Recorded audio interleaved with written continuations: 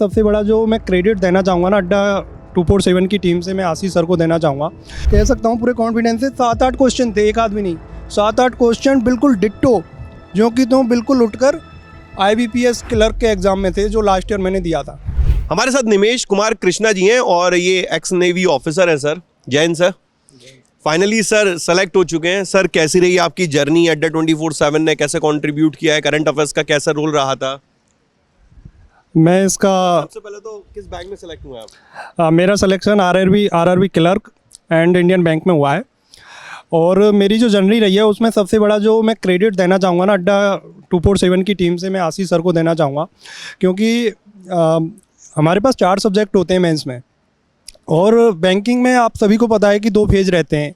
एक फेज़ रहता है आपका प्री, जिसमें खरगोश की तरह भागना होता है, और मेंस जिसमें कछुए की तरह चलना पड़ता है। तो मैं यही कहना चाहूँगा कि जो मेंस है उसमें 4 सब्जेक्टों में एक इंग्लिश, क्वांट और रीजनिंग, इन तीनों सब्जेक्टों में तो ये रहता है कि बच्चा कैसे भी करके उनको एक बार प्रैक्टिस कर लिया तो वो कंटिन्यूस उसका रिवीजन करता रहेगा तो सक्सेस हो जाएगा। बट जो करंट अफेयर है, करंट अफेयर एक डिफरेंट रोल प्ले करता है। आप एक बार किसी एग्ज़ाम में बैठ गए तो दोबारा कोई कंपलसरी नहीं है कि वो दोबारा वही आ जाएगा, पूरा एकदम चेंज हो जाता है। लेकिन सर की जो पढ़ाने की जो स्टाइल है ना वो बिल्कुल एकदम से डिफरेंट है। और सर ने, जहाँ तक मेरी सर से बात होती थी, फ़ोन पर कांटेक्ट होते थे, तो सर की लास्ट ईयर एक बुक थी करंट अध्ययन के नाम से एक बुक थी, और हमने उसी के थ्रू काफ़ी पढ़ाई की, क्योंकि लगातार क्लासेस में मैं सर के साथ बैठ नहीं पाता था। कभी कभी बीइंग ए फैमिली बहुत सारी रिक्वायरमेंट रहती हैं, कभी कुछ करना कभी कुछ। तो उस बुक से मुझे इतना मतलब कॉन्फिडेंस मिलता था ना, मैं उस बुक से जब पढ़ाई की तो बहुत ज़्यादा। और ये लगा लीजिए कि मतलब जो कुछ तो ऐसे हूबहू क्वेश्चन बिल्कुल डिट्टो आ गए थे जैसे सर ने कोई उसमें क्वेश्चन में डाले हुए थे। और मैं कह सकता हूँ पूरे कॉन्फिडेंस से 7-8 क्वेश्चन थे, एक आदमी नहीं, 7-8 क्वेश्चन बिल्कुल डिट्टो जो कि तुम बिल्कुल उठकर IBPS क्लर्क के एग्ज़ाम में थे जो लास्ट ईयर मैंने दिया था।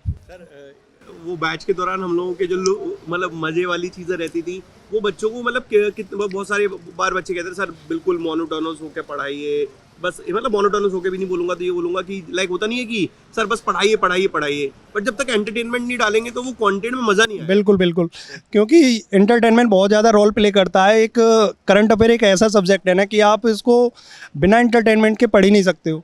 इसके लिए एंटरटेनमेंट बहुत ज़रूरी है।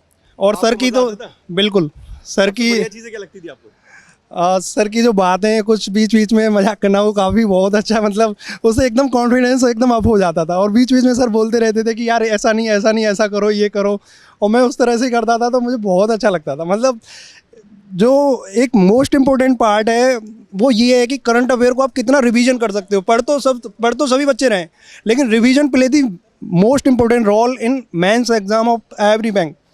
आप किसी भी बैंक के एग्ज़ाम में चले जाओ, आप रिवीजन नहीं करोगे आप कुछ नहीं हो। आपने 2 महीने पहले करंट अफेयर पढ़ी, लेकिन लास्ट के 10 डेज़ में आप अगर मेंस जब देने जा रहे हो रिवीजन नहीं किया ना तो कुछ नहीं है।